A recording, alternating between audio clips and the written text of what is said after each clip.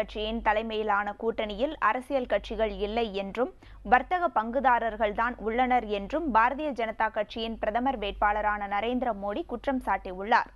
மும்பையில் தொழிலதிபர்களிடையே பேசும்போது அவர் இவ்வாறு தெரிவித்தார்.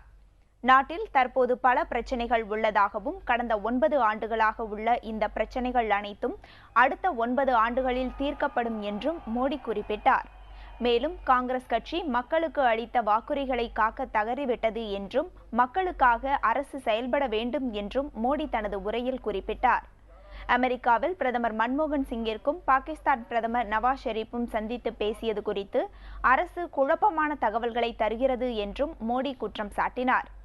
வாஜ்பாய் தலைமையிலான அரசு உலகின் கவனத்தை ஈர்த்தது போல இந்தியாவை ஒளிரச் செய்யும் நேரம் மீண்டும் வந்துவிட்டது என்றும் மோடி தெரிவித்தார்.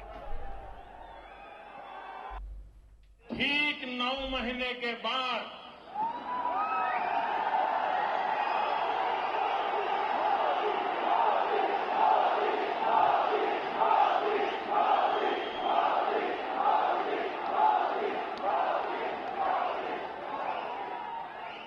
ये देश